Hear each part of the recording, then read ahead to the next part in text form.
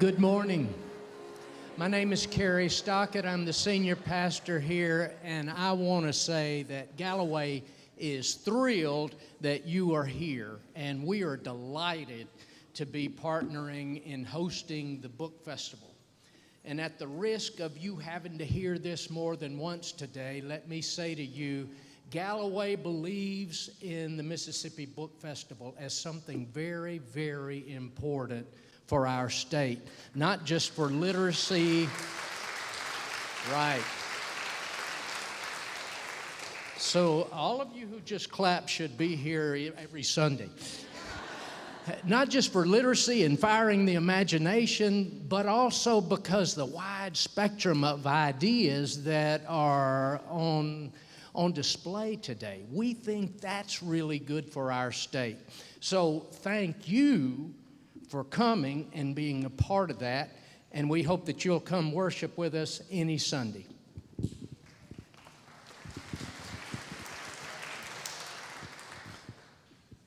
Thank you so much, and welcome everybody. It's great to see you. Hello.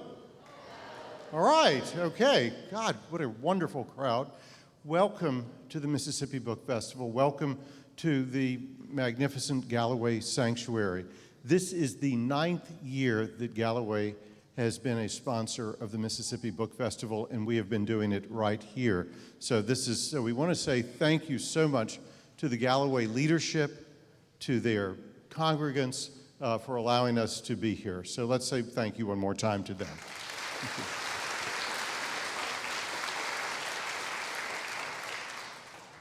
I'm going to ask you to do one thing for me, please.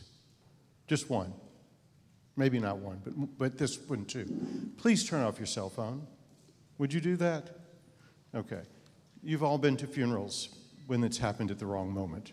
We don't want it to happen here. So thank you. So I'd like to take a moment to acknowledge a few of the donors who make this day possible. So I want to thank the sponsors of this particular panel, the James and Madeleine McMullan Family Foundation, and the law firm of Butler Snow. Anybody from Butler Snow here? We'll say thank you to you anyway. So let's thank them for our sponsors. I would also ask you, when you exit, because we're going to clear the room when this is over, please exit through the 2 doors on my right after this is over, okay? Thank you so much. And now to introduce today's moderator, our favorite executive director of the Mississippi Book Festival, Ellen Daniels.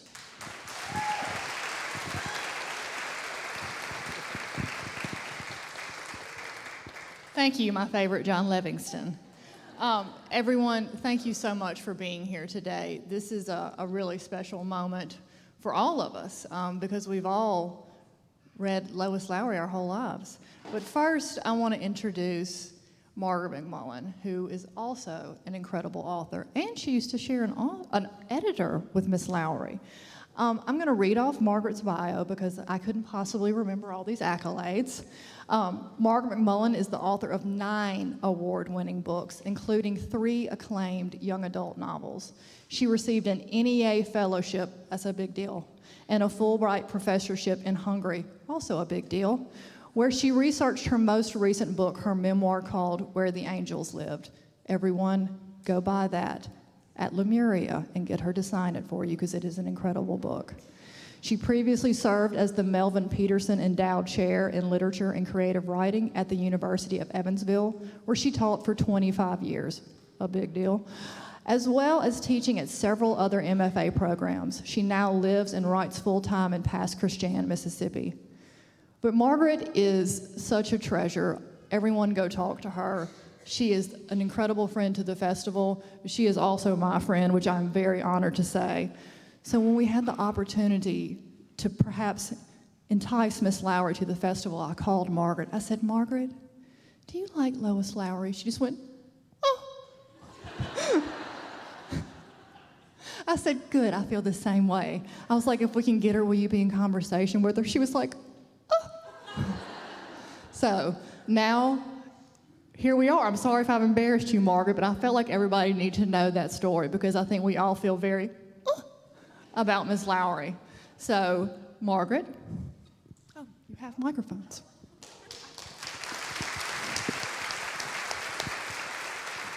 Okay, can we hear? Oh, it is on. Are these on? Can you hear me, Lois? Can you hear me? Yes. Are you there, Lois? It's me, Margaret.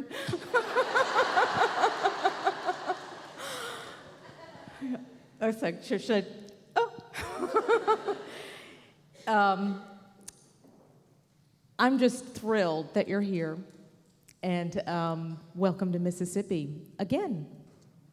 One more time. Yes. Do you want to go into that story right now, or should we hold it off? We can hold things off.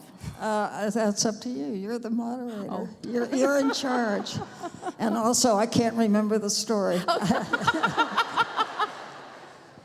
I asked this morning, I asked Lois if now may I call you Lois? Oh, sure. Okay. Yeah.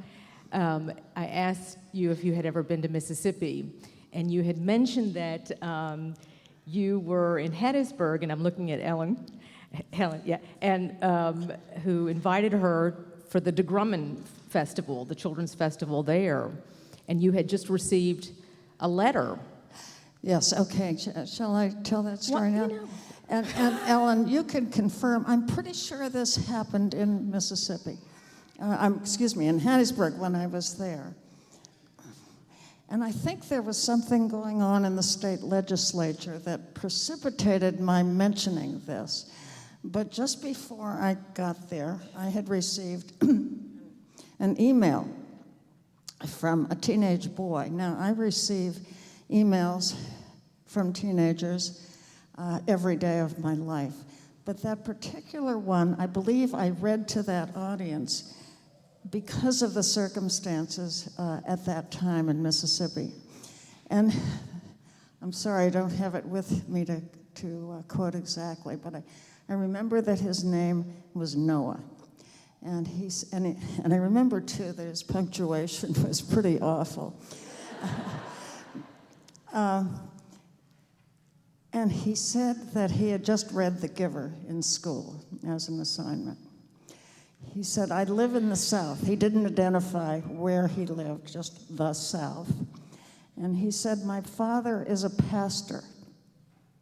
And then he said, you know what that means.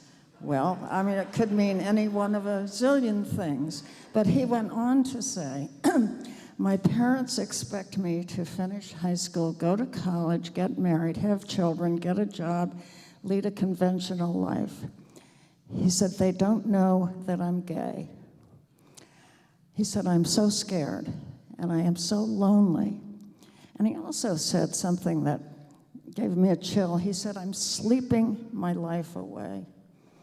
And I pictured this kid who had no one to talk to. And then he said he had read this book, a school assignment, and it was about a boy who found it necessary and found a way to extricate himself from a world he didn't feel part of and from a world that was closing in on him with rules that he couldn't obey. I answered his email, of course, and told him and hoped, as I told him that what I was telling him was true, that it would get better for him. And he did write me again and say, thank you. I didn't think you would answer my letter. And I've never heard from him again. I don't remember, Ellen, what year it was that I was there, but it was a long time ago, and that boy would now be grown up. And I simply hope when I think of him, and of course I think of him whenever I'm in a situation like this, and that comes up, about how lonely he was and how he found a community within a book, and he found a companion on a frightening journey that he was making. And it strikes me so often when I think about it, especially these days when such books are being taken out of the hands of kids like him, how important it is, how important books are to accompany these kids at such a vulnerable age and with so many frightening things ahead of them. Okay, so that's the story that I told you this morning. Yes. Well, it leads into so many other stories, too, because this morning you also said that even though your books have been banned, you're not in the top banned books. And you even said that you were bland and banned. Yeah, a little rhyming couplet for you over coffee this morning. There was a time way back when I was always each year in the American Library Association's list of the 10 most, not always banned, but challenged books. And indeed, The Giver had been removed from the schools in Holland, Michigan, I remember, and other places. That's no longer true of that particular book because it's been superseded by books that, The Giver now seems, in those terms, somewhat bland to me. And it was interesting that the boy chose that book to write me about because it did not deal with sexual preference at all. It dealt with freedom. And I haven't always known why it's been challenged and banned so often. However, as Margaret points out, it's no longer in the top 10 because so many others have taken its place, sadly. You know, and I do ask that because, you know, it used to be sort of a joke among authors. Oh, if only my book can get banned, you know, then I really know I've made it. Yeah. But I wonder how that affected you. You know, I never felt that jokey about it. I was always surprised and disappointed and saddened. Let me tell you another story. Fairly recently, my husband and I, well, actually, it wasn't recently because our lives closed down during the pandemic, so it was prior to that. We took a trip around Germany following the rise of the Third Reich. And when we were in Berlin, we had a guide who took us to the square where in 1936, with a band playing and thousands of people cheering, a huge bonfire was made of books and they were burned. I wrote an op-ed piece about that shortly after I was at the Los Angeles Book Festival this past April, where the USC band, B-A-N-D, greeted everybody playing wonderful music as people arrived at this book festival and celebrated books. In Germany now, on the anniversary of that date, there's a ceremony at that space, at that square. And people line up, many of them, perhaps most of them are teachers, and one by one they take a turn at the microphone and they read aloud from the books that were burned that day in 1936. So things go around, come around, but we're in a bad time now, particularly in certain areas in this country. And so those of us who have been banned and those of us who care about books are speaking out all over about it. And thank you for writing that and talking about this Yeah. right off the bat, too. Yeah. And if it's okay if we could just stay with The Giver for a minute. You know, in the new edition, in your prologue, you wrote about all of your readers' reactions. And you've heard from an autistic teenager, a night watchman, a Trappist monk, new parents who name their babies Gabriel. That must be really gratifying, and I just kind of wonder, what's that like to know that your work has had that kind of impact? And that letter from Jonah, or Noah, excuse me. Yeah. So, Biblical name. yeah. I mean, what is that like? And also, how do you wrote sequels to it. How do you move on past that kind of impact? Yeah, for one thing, you can't predict that, and you can't sit down and write a book and hope that it will have a particular impact. It happens, it just rises up like a groundswell, and it did with that particular book. I realized it almost right away, because up until that time, that book was published in 1993, I think. goodness, that makes it 30 years old, 30 years Happy old. birthday. Yeah. And I'd written many books before then, and I'd always gotten first letters, and then when computers came in, then emails from readers and kids. But that was the first time that the mail started to come in huge numbers, but also not just from kids, from adults. And I don't know how the book made that transition. But the variety of adults was amazing. There was a monk in a Trappist monastery who wrote me and told me that Trappist is a silent order, but in the evening at dinner time, they are read aloud to, and they divide books into secular, I guess would be one term, and sacred. And they decided to put the book The Giver into the sacred category. And he invited me to come visit the Trappist monastery, which I did. I wasn't allowed to be part of the group, but each meal, I was there for 2 days, each meal I had in a room with a single monk. And each one of them confessed to me that they had signed up to have the meal with me, both because they wanted to ask questions about the book, but because the food was better. At any rate, one of the questions that I asked one of them, I remember, was what he had been or done before he became a monk, and he had been the art director of Columbia Records. It was quite an amazing set of gentlemen who lived in this secluded and silent place.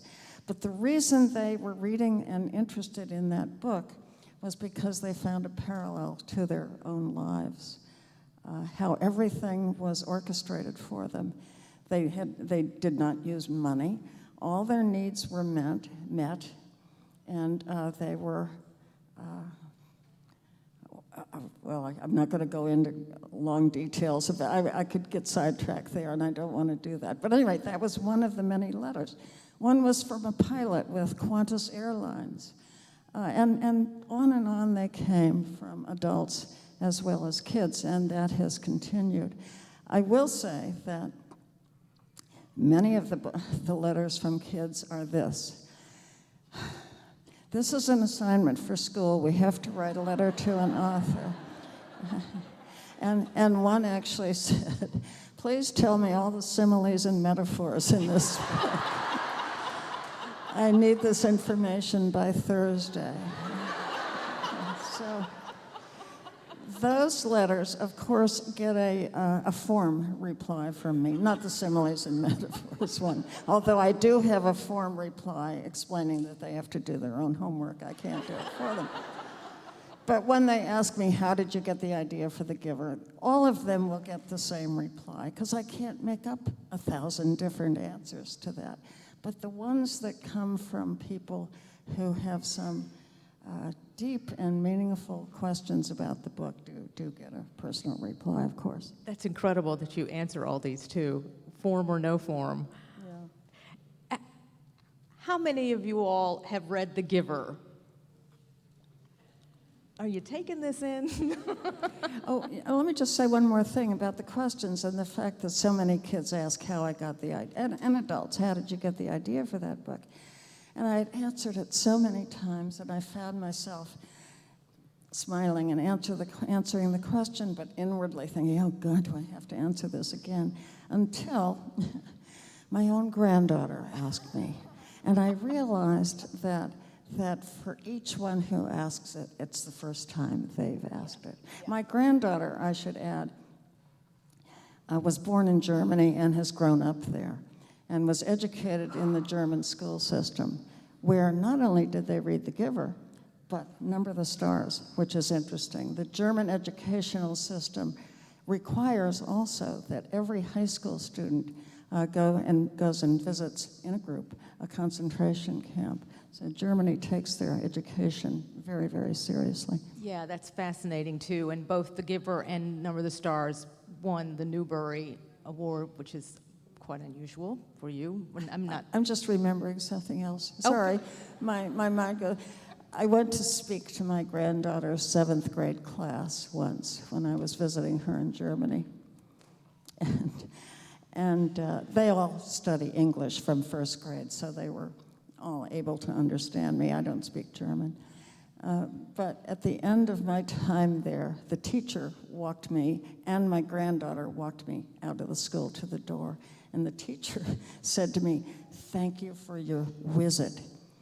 And my granddaughter said, after the teacher left, "Did you hear that? She's our English teacher, and she said, visit."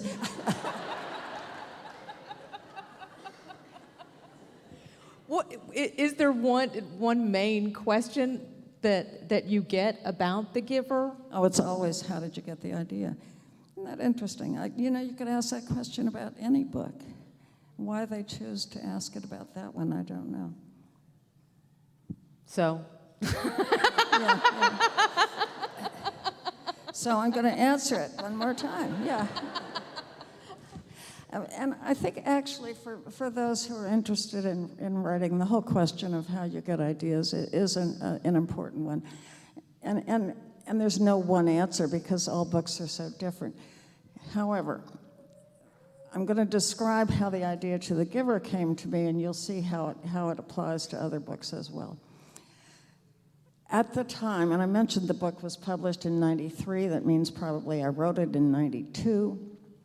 And at that time, I lived in Boston, and both of my parents were in Virginia, and both of them were in a nursing home. But they were in different sections of the nursing home. My mother, who would die very soon, she died while I was writing that book, was blind and on oxygen, and she was in the nursing section of this place.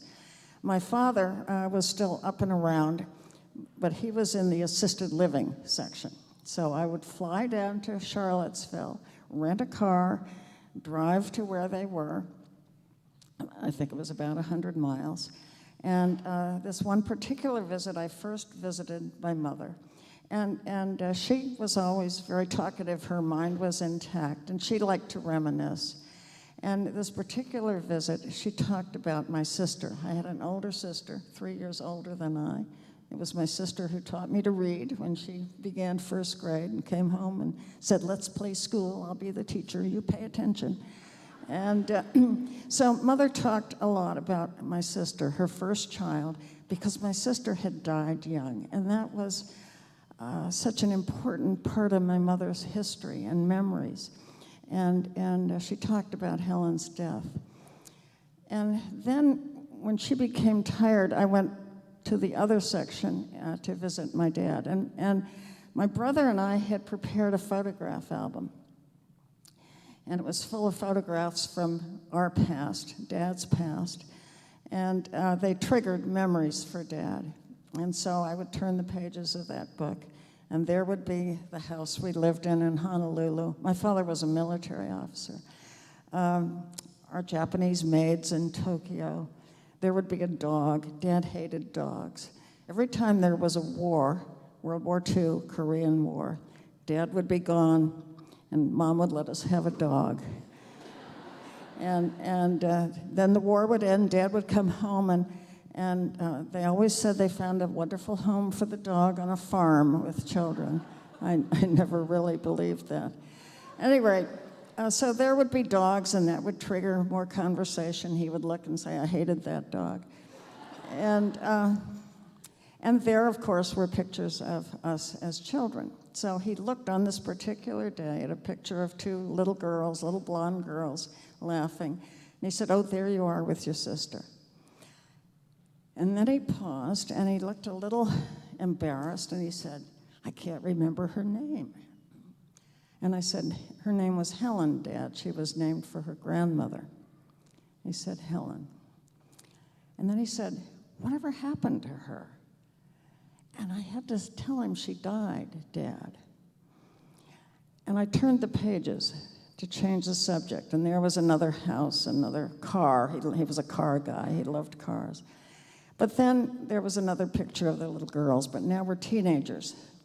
2 blonde teenage girls laughing, and he says, "Oh, there you are with Helen." And then he said, "I can't remember what happened to her." It was not more than 5 minutes since I told him, but now I had to tell him again. She died, dead. And when I was driving back to the airport that day, I was thinking about that. And I began to think, and this is the thing that applies to every book I've ever written, any book that you've written, any book that you've read. It begins with the question, what if? I began thinking, what if there were a way, maybe a pill or a shot, that you could give somebody and it would obliterate all the memories that make them sad or scared. Because when my father was just looking at the picture saying, oh, they're my little girls, he was very happy. And then I said, she died, Dad. And his face fell and the memory flooded back. What if we could get away from those memories, do away with them? And by the time I got back to Boston, which is not a long flight from Virginia, it was a time when I was about to begin a new book, didn't yet know what it would be, and I knew it would be about a group of people who had found a way to control human memory. And that was the beginning of that book. I didn't realize at first that, of course, it would have to be set in the future. And then I thought, oh, does that throw it into the realm of science fiction? I hate science fiction. And some reviewers have put it in that category, but I didn't write any of the science, and I still get letters, usually from boys, emails, wanting to know exactly the science that got them to that point. But I didn't deal with any of that. I started with the idea of human memory and what is its value to us, and what if we took control of it.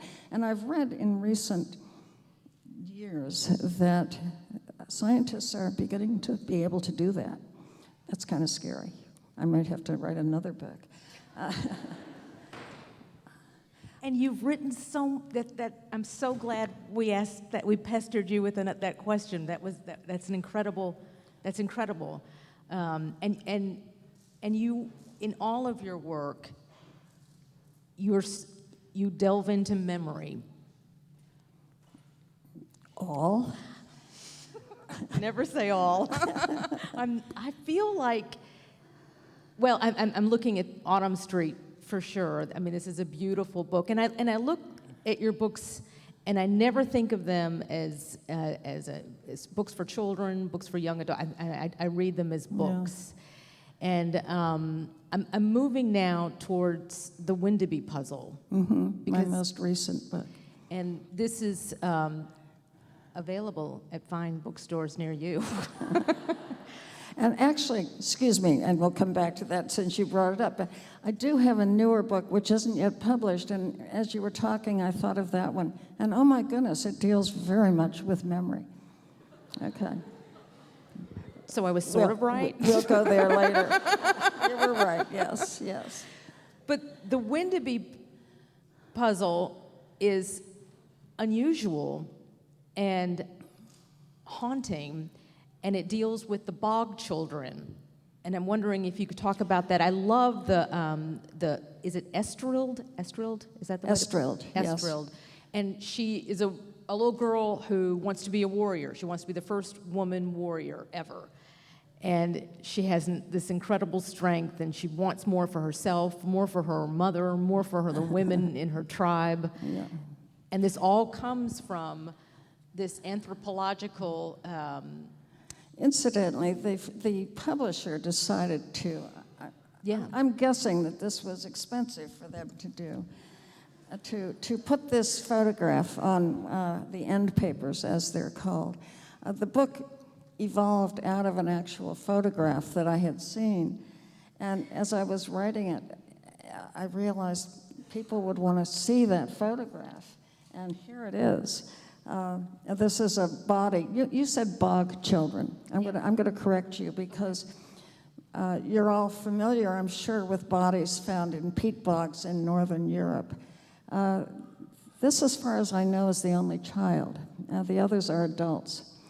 But this was found in 1952, and it was determined by carbon dating to be 2,000 years old, and that it was determined to be a girl about 13 years old, and it had a blindfold over its eyes, and half of its hair had been removed, long blonde hair. So clearly there's a story there, and we will never know what the story really was, but that's what I set out to create. And as I was, let me back up a little bit.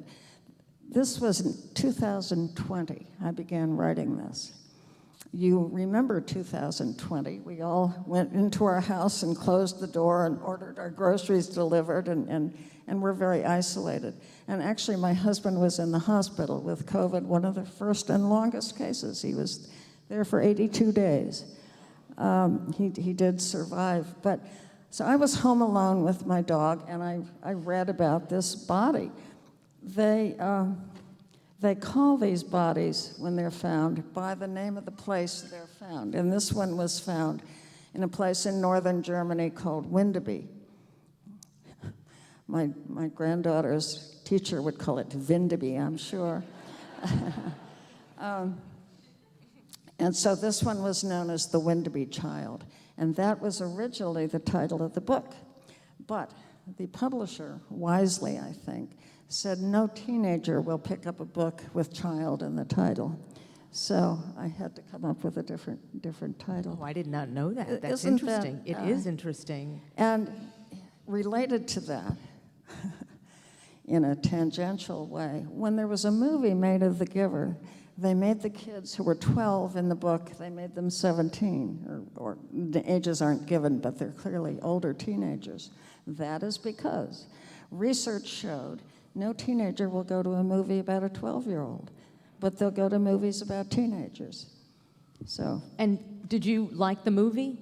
There were a couple things I loved about the movie and a lot that I hated. But I think that's almost always true when there's a movie made of a book that you've liked. One of the problems is that a book can go into the mind and heart of the main character. And a movie can't do that. A movie has to show what the character feels by the action and the dialogue.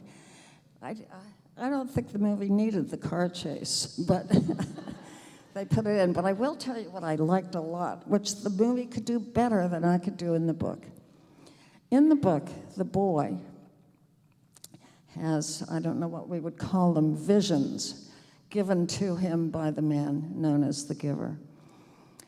And I could only describe those. And in the movie, they were able to show them. And the one in particular that I thought was fantastic was when the boy decides to leave, to flee, in order to save the baby. The Giver says, I'm going to give you memories of strength and courage. And I haven't reread it in a while. I don't remember exactly what I described there. But in the movie, there was this montage of various things. One was Nelson Mandela, released from prison, dancing in the streets of Cape Town. And one was the young man who stood in front of the tanks at Tiananmen Square. I mean, these were scenes we'd all seen, and we knew how they connected to courage and strength. So I found that much better than I was able to do in the book. Wow. Yeah. Wow. Oh, but now back to this, because we were talking about this. So here is this body, deemed to be a 13-year-old girl, and I had to make up the story of what had happened to her and why she is dead in a bog with a blindfold over her eyes. And so I was alone there with my dog during that pandemic period, and even our local public library was closed.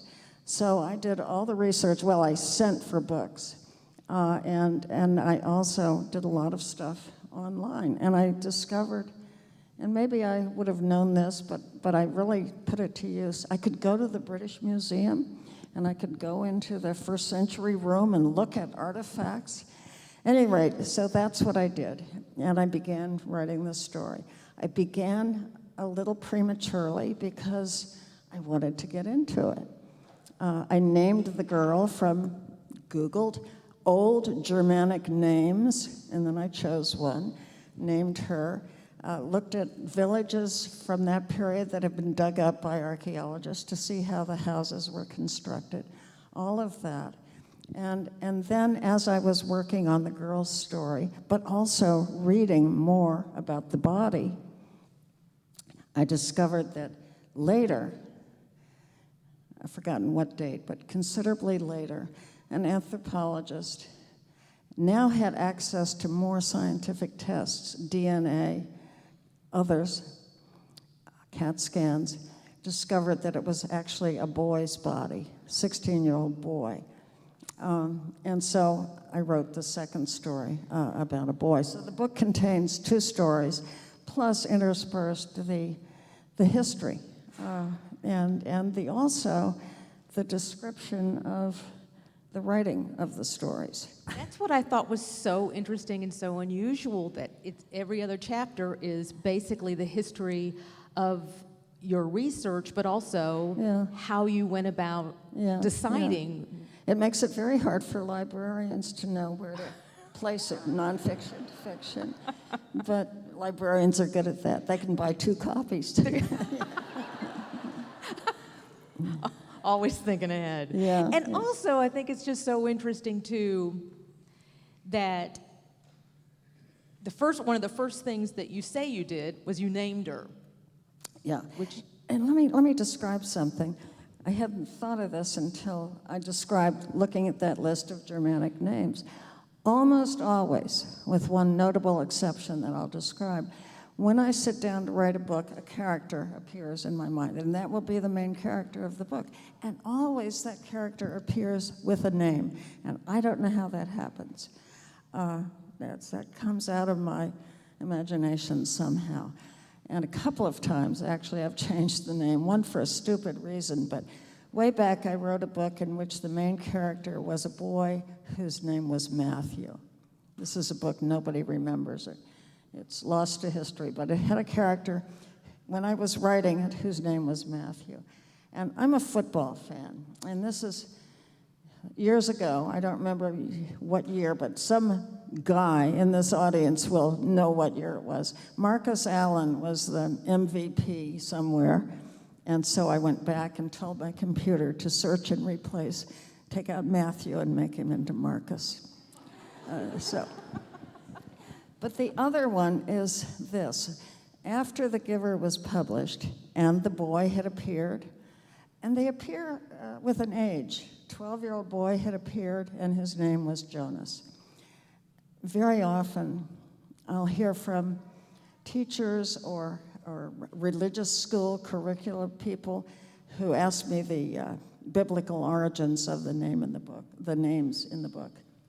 And I didn't have that on my mind at all. That just happened. Okay, so Jonas was his name, and the other characters appear with their names. Second book, third book, and then the fourth. And the fourth was going to try to gather all the characters from the first 3 so the reader will know what happened to them, where are they now. And by the fourth book, Jonas is a grown man, married, has kids. Gabriel, the baby, is a 14-year-old boy now. And I began by using Gabe as the main character. And a main character always has to want something, has to be trying to achieve something, trying to find something. And so the book began, it doesn't any longer, but when I was writing, began with Gabe talking to Jonas, grown man, and asking about his own past. And he says in that piece of dialogue, "What about my mother? Didn't she want me?" And when I wrote that, I began to wonder the same thing. Gabriel had obviously been born, as babies were in that community, to a girl assigned to be a birth mother, and had been taken from her and given to people to raise. And I began thinking about that girl as well. So I went back and rewrote the book. And the main character now, the book begins with the character who is, in the first pages, a mask is put over her face. She's on an operating room table, and she is giving birth to a baby, and she's only 14 years old. And her name, which came to me with her character, was Mary. And after the book was written, I realized that people would find religious significance in that. And I didn't need them to. So I went back and changed her name. She's now called Claire. And that was the reason. And then Gabe appears later in the book asking the same question. Because the girl gives birth on the first pages, the baby is taken away. By chance, the girl is able to follow where the baby is. She kind of spies on him at the child care center. And then, when he's just about a year old, Jonas, the boy, takes him and runs away, and the baby is gone again. And so the girl, Claire is her name, now 15, goes in search of the baby, but she goes the wrong way. So she doesn't find him until he's 14. So I had 14 years to deal with there, and it made for a 400-page book. But I love that we got to spend more time with all of the people you created in The Giver, Yeah. and we got to spend more time and find out about people who were just mentioned. And you gave them pets. And friends. But what happened, I've found, is that I had also, obviously, to create some new people. And now I get letters saying, yes, but what happened to him? And so it's never ending, but the series is ending. I'm not going to write another fifth book. Oh, don't say that. Never say never. And the one thing people want, which I don't think I will do, is they want to know what happened to the people left behind in the community, what became of the community. Yeah. And so when kids write and ask me that, I say, it healed. It says that, and they began to experience emotions and music and have books and all of those things. And it became a normal community. Boring book. So that's the one I'm not going to write. Okay, Lois, I have more questions. Sorry. But are you open to having questions from the audience? Yes, but I will explain something. Yep. I am 86 years old, and I'm still fine, but everything above my neck is failing. Did you say you're still fun? Fine. But she's a lot of fun, too. I'm fun, too. But I'm scheduled for cataract surgery later this month, and teeth starting to go, and ears. That's what I'm getting to. So when somebody asks a question out there, I am not going to be able to hear it, so I will need you to repeat it. We will repeat it, and we will find out, and we can take the microphone to you, and I'm wondering if anybody has any questions for Miss Lowry. I see questions. Raise your hand so I can find it. Great. If you could just, yes. Maybe your name and your... Yes, my name is Sarah, and I would love to know what are some of your favorite books. That's Sarah, and she would love to know some of your favorite books. I'm so glad you asked that, Sarah. That's one of my questions. Thank you, Sarah. And do you mean favorite of my own books or favorite? Not your own. Okay. It's a trick question. Okay.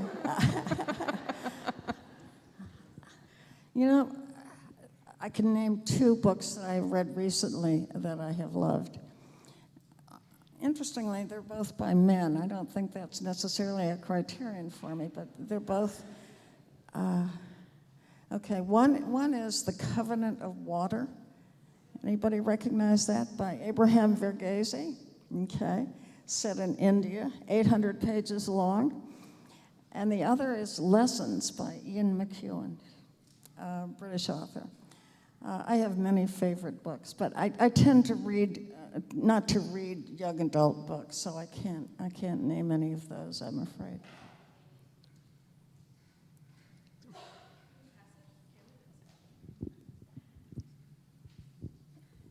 Hi. Hi. Hi, I'm Lucy, first of all. What's your name? Sorry. Lucy. Lucy. Lucy? Yeah. I came to your work like a lot of people in school. I read The Giver and Number the Stars in 7th grade, and now I get to teach it to my 7th graders. It's really a great thing, and I'm very curious how your work became so ubiquitously taught in school, how that kind of developed, and yeah. Did you hear that? I didn't hear the last section. She said, yeah. The sentence before that about in school. How did your work, how do you think your work became so read in school? Yeah. Well, that's a very interesting question that I'm not privy to the answer. I don't know how those things come about. Is anybody here a teacher who could answer that? I saw a lot of hands go up, and then a lot of people who said. I mean, I'd really be interested to hear the answer. There's a. You know, the person like me writes a book. It goes to the publisher. They turn it into an actual book. It goes out there, and it is sold to libraries mostly. It's sold in bookstores. I do teachers and how do teachers go about choosing books? There's this right here.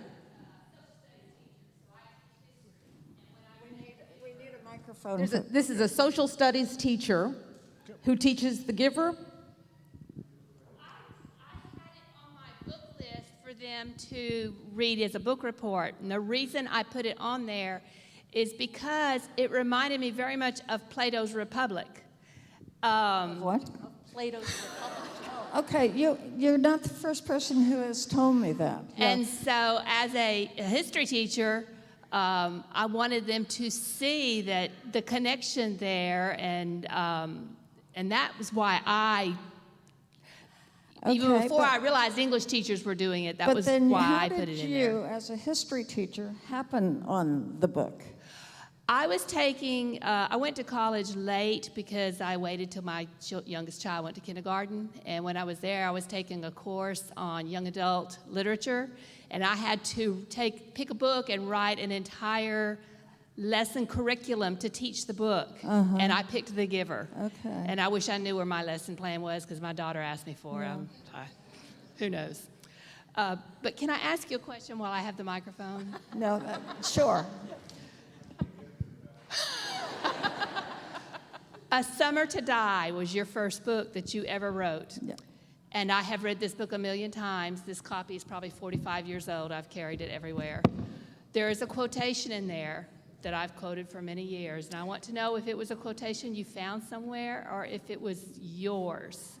And the quotation. You know, I'm going to guess what quotation you're speaking of, and if I'm mistaken, then you can tell us what one you're talking about. This was my first book, and let me back up a bit. I already mentioned that my older sister had died. And so I think very often people go around with a story inside themselves and eventually perhaps write it down. I had been asked by a publisher to write a book for a young audience, and this was the story that had lived inside me since my sister's death. So it begins with a true incident. It's written as fiction, but it begins here. It says, it was Molly who drew the line. She did it with chalk, a fat piece of white chalk left over from when we used to play hopscotch. She took the chalk, drew a line right on the rug, and then while I watched in amazement, because it was unlike Molly to be so angry, she kept right on drawing the line up the wall, across the wallpaper. She stood on her desk and drew the line up to the ceiling. Then she put the chalk back in the dish. I'm jumping over some sentences. I was still standing there amazed, not believing she had drawn a line at all, and she said, there, now be as much of a slob as you want, only keep your mess on your side, this side is mine. That was my bedroom that I shared with my sister. It was my sister who drew that line. I had taken an incident from my own childhood, and I had taken the personalities of the two girls and the death of the older girl. And the reason I said that I could probably guess the quotation oh, I'm probably not going to find it quickly enough, Mine is on is the last because a page. number of people have, well, I'll give you one example. I got a letter from a man who told me and sent me a picture of his son who had died when he was a senior in high school of an asthma attack. And it was the beginning of the school year, so it was September. And at December, their surviving child, a 14-year-old girl, had written out in calligraphy and framed this quotation for them. And the man said, I knew it was her way of telling us that it was time to move on with our lives. Ah, damn.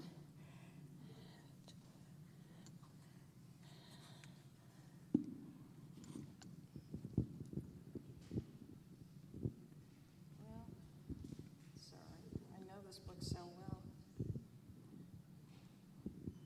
Yeah, okay. Time goes on, and your life is still there, and you have to live it. After a while, you remember the good things more often than the bad. Then gradually, the empty, silent parts of you fill up with sounds of talking and laughter again, and the jagged edges of sadness are softened by memories. Is that the one you were thinking of? No, different one.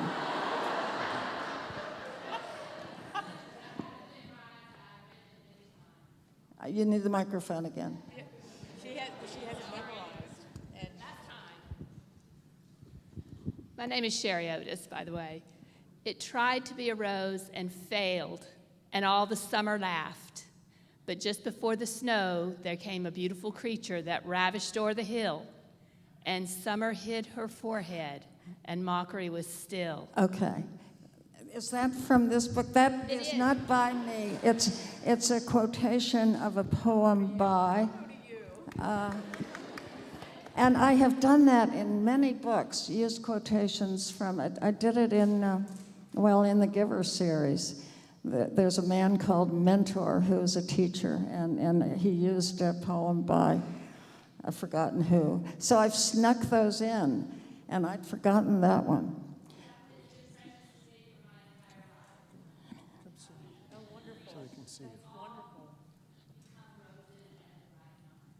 I wish you could tell me what page it's on.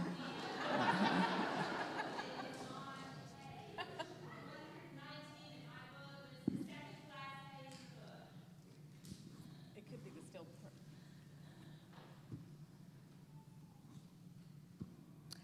I'll tell you another story, though, about this book. I'm not going to find that quickly. We have one more question here. Okay, let me just quickly tell this story because I think it's an interesting one. And that's okay. You can stand there and be the star of the show for 2 minutes while I tell this.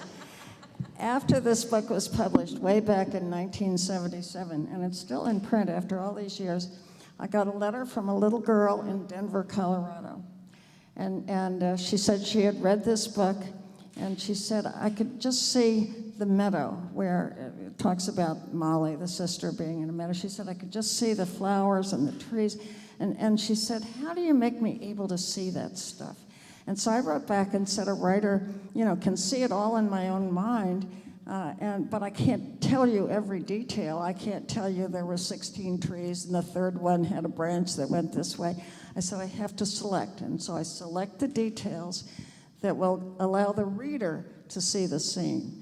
And she wrote back and said, thank you. She said, I'm going to enter a writing contest.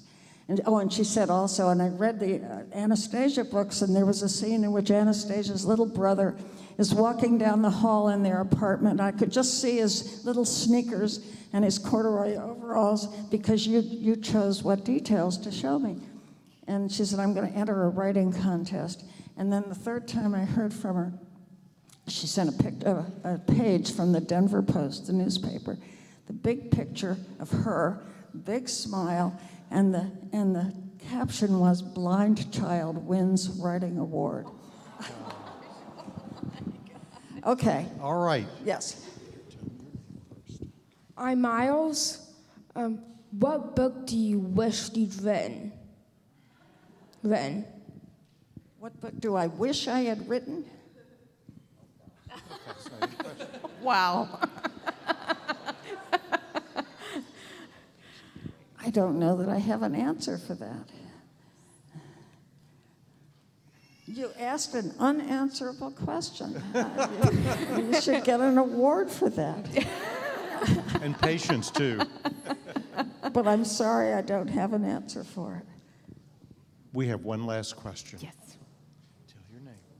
My name is Esther, and my question is, why did you decide to write Number the Stars?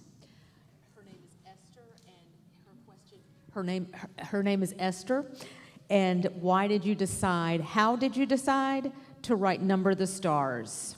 Oh, okay. I had a good friend, Esther, who was a woman my age, and we were friends, and our children were good friends. But one time, and she had been born in Denmark, and one time she and I went on a vacation together, just the two of us, leaving our kids and dogs and husbands and everybody behind. And so we spent a lot of time talking, and we talked about our families and about our past, and she talked about growing up in Denmark. And it turned out we had both had older sisters, and that both of our older sisters had died. That was something we had in common that we hadn't known about each other. But she told me her sister had been newly married, expecting a baby, and died when she had the baby, and the baby died also, a tragedy. And I said, how could that happen? You grew up in Denmark, which has a fantastic medical system. I actually was in Denmark once with my husband when his back went out, and he went to the hospital in Copenhagen, got great care. And she said, it was 1943. We were occupied by the Nazis. We had terrible nutrition. There wasn't enough to eat. We didn't have good medical care. And then she went on to tell me what had happened in Denmark in 1943. Now, I had probably studied that in college or high school, history. It was a piece of history that I'd probably learned, and I hadn't remembered it. But when she told me about it from the point of view of a 10-year-old girl living in Copenhagen with Nazi soldiers on the streets, she told me that she had waved to the king when he rode past on his horse. I put that in the book. So it was she who gave me the story. And later, she lived in the United States then. Later, she went back to live in Denmark, and she has died. And not long ago, a teacher, a man, said he was taking his twin children to Denmark, and he wondered where her grave was because he wanted to put flowers on it. And so I told him, and he sent me a picture of not only flowers on Annalise's grave, but a pinwheel with the wind blowing it around. She would have loved that. But that's where I got the idea for that book, from my friend who'd been a 10-year-old girl during that time. Thank you. Thank you. Thank you, Estelle, for that great last question. And if we could all give it up for Lois Lowry.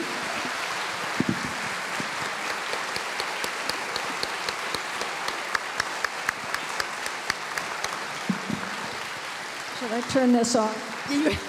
It'll never go off for you.